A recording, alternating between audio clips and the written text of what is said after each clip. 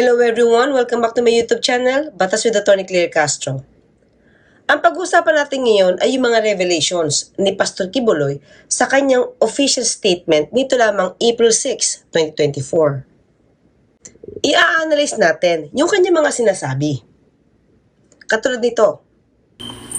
Ako po ay merong mensaheng ipaabot ngayon sa mga nangyayari sa ating bansa at nangyayari po sa akin, sa KOJC at sa lahat ng mga pangyayaring itong hindi natin inaasahan na ito'y mangyayari ngayon sa ating bansa. Hindi ko po inaasahan na aabot sa ganito ang mga pangyayaring ito, na aabot ako sa ganitong klaseng panahon na ang mismong umuusig sa akin ay ang aking sariling bansang Pilipinas. Pero Pastor, may kinakaharap kang kaso. Kailan ka talagang usigin? Ano ba ang gusto mo? Yung nakasanayan mong kahit may nagdidemanda sa'yo, ay may lumalakad para iligtas ka? Yung taong politiko na pupuntahan ang dapat puntahan para lakarin ang mga kaso mo? Pastor, natatandaan mo ba yung revelation mo na nung binabalak i-sequester yung Prayer Mountain, ay sinabi mong inayos ito ni dating Pangulong Duterte at sinabihan ka na huwag kang papayag na ipa-sequester? Inayos niyo yun, di ba? Nagpasalamat ka nga, kaya yung Prayer Mountain ay nandyan pa rin. Unang-una itong property na to, which is 30 hectares, sa panahon ni ERA, this is supposed to be sequestered by the government for the airport. Sabi niya yan, wow. Sabi, napigilan yung presidente at naratili ang kingdom. Nandito ngayon. Nagpasalamat ka nga kay dating Pangulong Duterte dahil nanatili sa iyo ang Prayer Mountain. Nung kasuhan ka ng DAR patungkol sa premature conversion ng agricultural land na ginawa mong multi-million peso prayer complex, nagkamali ka base sa RA 8435 kung saan ginawa mo ang isang agricultural land na maging non-agricultural land dahil sa pag-convert ng agricultural land na ito para maging prayer mountain. Nagpagawa ka ng mga improvements sa lupa na ito nang walang building permit. Yan ay labag sa batas. Ang sabi nga ng DAR ay dapat na makulong ka. Kapag ikaw ay nag-guilty, 6 na taon ang dapat na pagkakakulong dahil sa premature conversion of agricultural land na ginawa mo. Yung pangalawa, yung Prayer Mountain, nagkaroon din ng problema doon about conversion. Dinimanda ako ng illegal conversion of land. Hindi ko naman ang batas na yun. Matibilan ko ako ng 6 years kung convicted. Si Mayor din ang lumakad noon. Ang PA siya lumakad. At pinuntahan ang lahat ng mga dapat puntahan. And I was on the brink of being put to jail. And Mayor was there. I was in Hawaii that time. Sabi, ako very concerned na ako sa property doon. Kasi amin naman yun eh. Ang hinala ko sa tatay ko, hindi ginawa ko Prayer Mountain. Magtayo ako ng mga bahay ko pa sa workers. Kalaban pa ng gobyerno, hindi ko alam. Illegal conversion daw of farming land. Hindi ko alam yun. Basta sa akin, matino yung aking intention. Hindi ko alam. So, Mayor ang nagtulong sa akin. I was in Hawaii that time kasi nag-ministry ako. Tinawagan niya ako. Sabi niya, Pastor, ikaw ang bahala kay Jesus Christ. Ako ang bahala kay Judas dito. So, yan ang tulong niya. Ano ang naging katwiran mo? Ang sabi mo, hindi mo alam na mali ang ginawa mo. So, umamin ka na nilakad ni Tatay Diggs, ni dating Pangulong Duterte, ang kasong ito at pinuntahan ang dapat puntahan. Sanay ka ba na kahit mali na ang ginagawa mo, ay may lumalakad sa mga kaso mo? Ngayon, na tinuluyan ka na makasuhan. Sasabihin mo na inuusig ka ng sarili mong bansa? Na ang mismong umuusig sa akin ay ang aking sariling bansang Pilipinas. Hindi ka kasi sanay na usigin. Kaya naninibago ka. Hindi na ba kayang lakarin ni dating Pangulong Duterte ang mga kasong ito? Hindi na ba niya kayang puntahan ang dapat puntahan? Well, medyo hirap na kasing lumakad talaga. Literally, si dating Pangulong Duterte, nakatungkod na nga siya eh. Kaya siguro mahihirapan ka ng umasa sa paglalakad-lakad niya para sa'yo. Paliwanag ko po sa inyo, ako po ay hindi nagtatago sa kasong ito dahil ako po ay may kasalanan. Hindi po. Ako ay umiiwas dahil pinoprotektahan ko po ang aking sarili. Ang sabi mo, hindi ka nagtatago. Pero hindi ka naman mahagilap. Yung ibang tao mo nga, naaresto na. Yung iba, sumuko pa. Ikaw na lang ang hindi nagpapakita. Pinasubo mo na yung ibang tauhan mo, pero ikaw, safe na safe pa rin. Bakit ba takot kang harapin ang mga kaso mo? Dahil pinoprotektahan ko po ang aking sarili. Bakit ko pinoprotektahan ang aking sarili? Sapagkat ang lahat po ng nangyayaring ito sa kasong ito na napakasimple lamang po ng kasong ito. Sabi mo nga, napakasimple lang ng mga kasong isinampa sa'yo. Child abuse, maltreatment, at human trafficking lang naman. Ayaw mong lumabas dahil ang sabi mo, pinoproteksyonan mo ang sarili mo. Simple case lang po ito na 4 ng taon nang nakabinbin dyan sa DOJ. Pagkatapos ngayon ay binuhay na naman nila. Pagkatapos ito ang ginagawa ngayon na sangkalan upang ako ay kanilang habulin. Teka lang, Pastor Kibuloy, parang fake news naman yata yung sinasabi nyo. Hindi naman talaga namatay yung kaso na isinampa sa'yo. Nagkataon lang na na-dismiss sa Davao City. May impluwensya ba ang mga Duterte sa Davao City?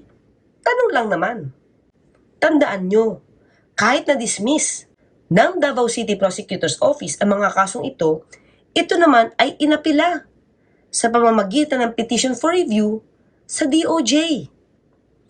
Kaya't hanggat may apila sa DOJ at hindi ito nadidesisyonan at nananatiling pending, hindi namamatay ang kaso. Kaya wag niyo sabihin na tapos na to at binuhay lang muli. Walang namamatay na kaso. Pending lang siya. Nakabinbin lang. Kumbaga, nakatulog lang yung kaso na to sa halos 4 na taon. At nung magising yung kaso at ni-review yung sinasabing petition o apila, nakita nila na may probable cause. The Department of Justice has ordered the filing of child abuse and qualified trafficking cases against Kingdom of Jesus Christ leader Pastor Apollo Kibuloy. Justice Secretary Boying Remulla makes the announcement as the DOJ grants the petition for review pending before the department for over 4 years. Kaya wag na wag mong sasabihin at mamaliin ng facts na patay na yung kaso dahil pending lang ito for review. At matapos nga ma-review, nakita nila na dapat isampa ang mga kaso laban sa iyo. Ngayon, namulat ang mga mata ng mga taga-DOJ at hindi na siguro napupuntahan ni dating Pangulong Duterte ang dapat puntahan. Kaya nakita talaga na may probable cause. Mga kaibigan at mga kababayan, umiiwas po ako sa pangyayaring ito dahil hindi po katulad ang kasong ito ng kanila ni Congressman Tebes at ni General Bantag. Hindi po. Si General Bantag at si Tebes ang kumakalaban po sa kanila ngayon na tumahabol ay ang gobyerno lamang ng Pilipinas. Ang sa akin po ay complicated sapagkat meron po akong ginawang kaso sa Amerika. Ang gumawa ng mga kasong ito ay yung pong mga magnanakaw dito sa bansang kaharian na nung sila'y nahuli lumayas at nag-iwan ng kaso kasi mga abogado po yung dalawa dun. Pagkatapos iniwan nilang kasong ito na ginamit nila itong alias Amanda para ako po ay magkaroon ng kaso dito at dinamay pa yung 5 kong kasamahan na puro inosente. Pagkatapos po pupunta sila ng bansang Amerika ay gumawa na naman po ng kaso doon. Pagkatapos pinaniwalaan naman sila ng bansang puti sapagkat meron din siguro silang interes sa akin at sa paglago ng bansang kaharian sa Amerika. Kaya nagkasundot, nagkasabwat sila. Kaya nagkaroon po kami ng kaso sa Amerika. Hindi po namin gawa yun. Gawa po nila yun. Complicated talaga kasi ang mga kaso mo. Anong hindi ikaw ang mga gumawa nito, Pastor? Ikaw, kasama si Felina Salinas at ang iba pa, ang nahuli na may dala ng undeclared $350,000. cash iyon. Maghapong ikinulong sa Hawaii ang founder ng Kingdom of Jesus Christ na si Apollo Kibuloy matapos matagpuan ng mga otoridad ang undeclared cash sa kanyang private plane na nagkakahalaga ng $350,000. Bukod sa $100,000, natagpuan din sa private plane ni Kibuloy ang mga parte ng baril. Sa ulat ng Hawaii News Now, isa si Apollo Kibuloy sa 6 na lula ng Cessna Citation Sovereign. Pero bago umalis, sumakay rin sa nasabing plane ng Customs and Border Enforcement agents.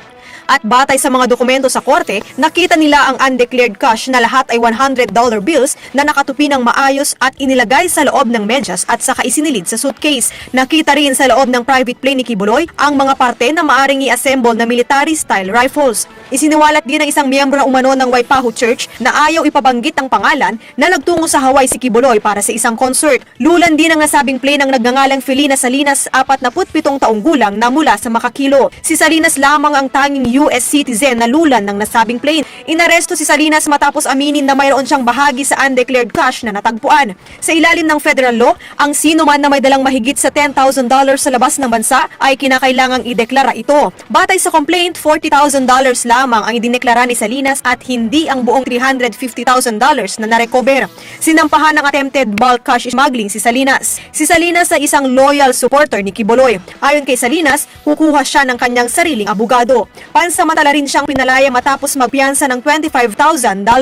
Ang private plane naman ni Kibuloy ay nagkakahalaga ng $15 million at nananatili sa Hawaii. Inaayos na ng federal government para ito ay kumpiskahin. Sumakay na lamang si Kibuloy ng commercial flight pabalik ng Pilipinas. Para sa At maliban dyan, nakuhanan ka ng rifle parts sa private plane mo. Sino ang nakahuli sa'yo sa Hawaii? Customs and Border Enforcement agents sa Hawaii. Hindi ito gawa-gawa. Nahuli ka talaga. Dala-dala ninyo ang pera sa Cessna na pag-aari mo. Noong February 13, 2018, hindi pa Pangulo si PBBM. Nakitang tinatakas ninyo ang undeclared cash na nasa suitcase sa loob ng mga medyas. Itinago nyo talaga para hindi mapansin, para ipuslit mula sa US.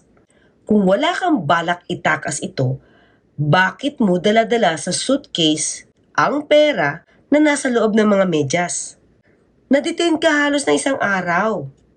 Pero ang pinaamin mo na siyang may sala ay yung tao mo. Si Felina Salinas. Imaginein mo, babae, pinaamin mo na sa kanya yung pera. Kaya ikaw, pinakawalan, si Felina Salinas ang nakulong. Ano? Sa tao mo talaga ipaamin na yung ganong kalaking halaga ay sa kanya, pero nakasakay sa sarili mong private plane? Kaya ba ng tao mong katulad ni Felina Salinas na magkaroon ng ganong kalaking halaga?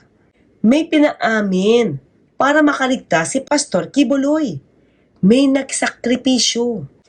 Under federal law sa US, bawat tao ay dapat na mag-declare o dapat i-declare ang halaga na sosobra sa $10,000 kung ilalabas ito sa US. Nagkataon na yung pera, $350,000. Nakulong itong babae na tao ni Kibuloy at siya ang nakasuhan ng attempted bulk cash smuggling. At nagpiyansa lamang si Salinas ng $25,000 para sa temporary liberty niya. Hindi ba hindi mo mamadala ang private plane mo pabalik sa Pilipinas noong mga araw na yon dahil doon nakita at nakuha ang smuggled cash at yung rifle parts?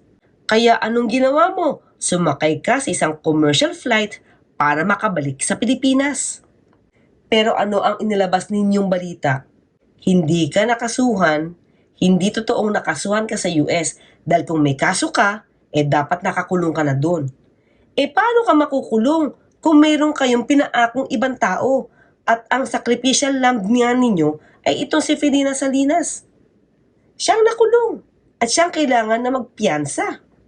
Noong June 2020, umamin si Felina Salinas na nagsinungaling lamang siya nang sabihin niya na ang suitcase na may laman na pera ay sa kanya. Pero sa totoo, yung suitcase na may laman pera ay kay Pastor Kibuloy. Nagsinungaling siya para proteksyonan si Pastor Kibuloy. Yan ang kanyang inamin. Kaya nga nagkaroon ito si Felina Salinas ng deal sa korte na aamin siya sa kasong false testimony o sa pagsisinungaling. Kaya ang penalty lamang niya ay 30 days imprisonment at $500 fine. At yung kasong attempted cash smuggling ay dinismiss na ng korte dahil meron na siyang itinuro na iba na siyang gumawa ng smuggling at yun ay si Pastor Kibuloy. Pero anong ginawa niyong kwento rito matapos na umamin itong si Felina Salinas ng false testimony at na-dismiss nga yung cash smuggling? Ang kwento niyo ay ganito. Kibuloy's followers rejoice over Hawaii's court's dismissal of cash smuggling case. Ang pinalabas ninyo ay totoong wala namang kasong bulk cash smuggling. Pero ang hindi nyo sinabi na itong si Felina Salinas ay umamin na sa mas mababang kaso, ang pagsisinungaling. Hindi nyo rin sinabi sa inyong balita na ikaw, Pastor Kibuloy, ay tinuro na ni Felina Salinas na siyang may-ari ng pera. Ang gusto niyong palabasin, walang kaso na cash smuggling dahil na-dismiss ito. Bakit ba nyo itatago ang totoong kwento? Itinago ninyo ang pag-amin ni Felina Salinas na kay Pastor Kibuloy ang pera na nahuli ng Customs and Border Enforcement Agents. So ano ang paninira sa reputasyon ni Pastor Kibuloy rito? Nahuli siya talaga sa private plane. Hindi gawa-gawa ito. Ang taon at ito ay 2018. Tandaan natin ha, hindi pa Pangulo si PBBM. Kaya pag uwi niya dito sa Pilipinas, dahil kaibigan niya matalik si Pangulong Duterte, sa sarili niya malamang nakakasiguro si Pastor Kibuloy na hindi siya isusuko sa US, anuman ang mangyari. Ang tanong ko, magsisinungaling rin ba kayo to protect Pastor Kibuloy? Paano yan? Hindi sa Pilipinas ang kaso, nasa US. Hindi ba ayaw ni dating Pangulong Duterte sa US? Mahihirapan talaga kapag sumuko si Pastor Kibuloy sa US dahil wala ng dating Pangulong Duterte na maglalakad at pupuntahan ang dapat puntahan para sa kanyang kaso. Ito ba ang dahilan kung ba't hindi ka na pumunta muli sa US matapos ang anomalyang ito? Sa US ay nirereklamo rin siya ng labor trafficking scheme dahil sa pagpapadala niya ng miyembro ng church sa US using fake visas. May umamin na inuutusan niya ang ibang miyembro na nasa US o taga-US na magpakasal sa kapwa niya miyembro para manatili sa US. Ano ang lumabas na records ng US Citizenship and Immigration Service? 82 marriages galing sa miyembro ng KOJC mula March 1999 at December 2019. O itong nirereklamo na ito, paninira lang ba ito? Pero yung umamin na tao niya na si Maria De Leon, resident ng Koreatown neighborhood sa Los Angeles, at siyang may-ari ng Liberty Legal Document Services, na siyang gumagawa ng mga dokumento ng mga KOJC members, umamin din sa kanyang partisipasyon sa ganitong klaseng scheme ng mga administrators ng KOJC na pamemeke o pagmamanipula ng dokumento para magkaroon ng visa ang KOJC members na naroroon.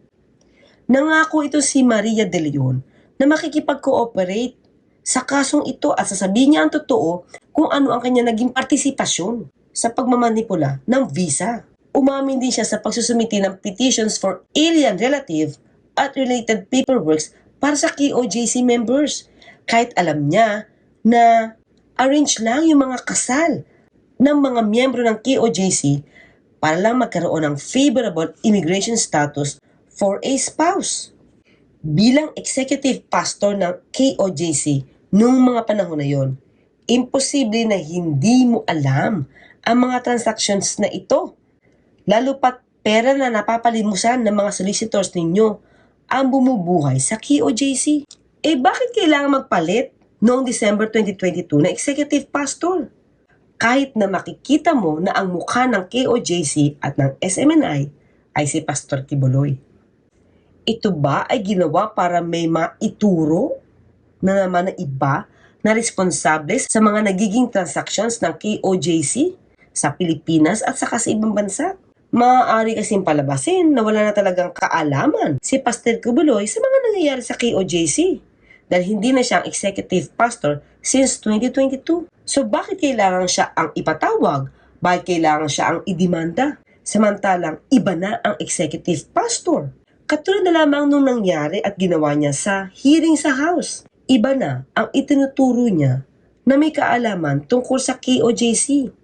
Ito nga ang bagong executive pastor na si Marlon Acobo. Pero tandaan ninyo, noong namimiligro si Pastor Kibuloy na maaaring maaresto, abay inappoint nila si dating Pangulong Duterte para maging administrator ng KOJC Properties. Samantalang yung executive pastor, hindi naman namimiligrong maaresto. Hindi ba kataka-taka na maaari naman na ang executive pastor ang mamahala nang walang tulong ni dating Pangulong Duterte? At bakit si dating Pangulong Duterte ang i-appoint na administrator? Di ba hirap na nga daw siyang lumakad? Literally. Okay, balik tayo doon sa mga ibang akusasyon ni Pastor Kibuloy. Marami daw siyang abogado, 22 lawyers daw, ang kinuha niya para sa mga kaso niya sa US. At lagi daw napopostpone yung hearing ng kaso. Lumalabas na ang may kasalanan ay ang korte. Teka lang po, Pastor. Totoo ba na ang korte ang nagpapapostpone ng kaso, ng hearing? Yung 5 kong kasamahan na puro inosente. Pagkatapos po, pupunta sila ng bansang Amerika, ay gumawa na naman po ng kaso doon.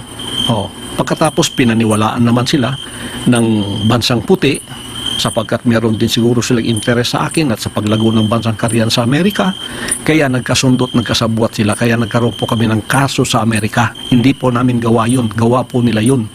Pagkatapos nito, hinarap po namin ang kasong yun sa Amerika, 43 counts, kumuha kami ng 22 abogado doon at hinarap ang kasong yun na meron na pong sagot ang lahat ng kanilang mga inakusa sa amin. Naghihintay na lang kami ng panahon kung kailan yun ang trial mangyayari. Tatlong taon na nilang pinopostpone. At least ngayon po November 5 matutuloy na. Kaya sila po ay wala ng ingay doon sa Amerika sapagkat ito ay naharap na po ng aking mga abogado. Pero parang taliwas ito sa mga balita. Ang kampo mo ang siyang humingi ng panahon para makapaghanda sa kaso. Pero ang pinapalabas nyo diyan sa official statement ninyo na kayo ay ready. Naghihintay na lang kayo ng hearing at ang korte ang madalas nagpapapostpone. O tignan natin ang news. Ano ba ang sabi dito sa news? Maliwanag na kampo mo ang humingi ng panahon para makapag-prepare. So, Pastor Kibuloy, appointed son of God ka pa naman. What's the truth? Ikaw dapat nagsasabi ng katotohanan. Naging complicated ang kaso, sabi mo, mula nung manalo si PBBM. Mula nung pumunta sa US itong si PBBM, ay naiba na ang ihip ng hangin. Ngayon, naging complicated po ang aking sitwasyon dito sa bansang Pilipinas mulang nanalo si Bongbong Marcos at naging presidente siya. Nang pumunta siya ng bansang Amerika, nagbago na po ang ihip ng hangin kasi nung bumalik siya rito, kaibigan na niya ang bansang puting Amerika, kaibigan na po niya ang bansang ito at inopen na niya ang Pilipinas, kaya nagkaroon tayo ng mga Amerikanong marami dito. Nandiyan na yung EDCA at hindi lamang po yun na naging open, pati po ako, ang kaso ko ay naging complicated dahil isinama na po sa sitwasyon na ang mga puting yan ay naririto at ako po ay hiningi na nila sa kamay ng rehimeng Marcos. Kaya noong December 21 o 22, nagkasundo na po yung dalawang yan. Ang rehimeng Marcos, si Marcos mismo, at ang FBI at CIA, nagkasundo na po na ako'y ibigay sa kanilang kamay. Ibigay ni Marcos ako sa kamay ng mga puti. Sinabi mo na nagkasundo si PBBM at ang US, ang FBI, ang CIA para ibigay ka sa kamay nila, sa kamay ng US. Teka lang po, teka lang. Masasabi ba natin na kampante ka noong Pangulo pa, si Tatay Diggs? Dahil sabi mo nga, pinupuntahan ang dapat puntahan. Dito ba? Pinangakuan ka ng dating Pangulo na hindi ka ibibigay sa kamay ng US? Kahit pa na may kaso ka ron? Iyon ba ang ibig mo sabihin? Aba, di ba pangunsinti yan? So, ang gusto mo bang mangyari sa ngayon na si PBBM ang Pangulo? Huwag kang ibigay kahit sabihin natin may extradition pa. So, ang gusto mo, kahit sino pa ang naging Pangulo, wag na wag kang isusuko sa US. Kahit napakarami mong criminal cases na nakapending doon. Aba, para bang pampered lang? Spoiled kumbaga?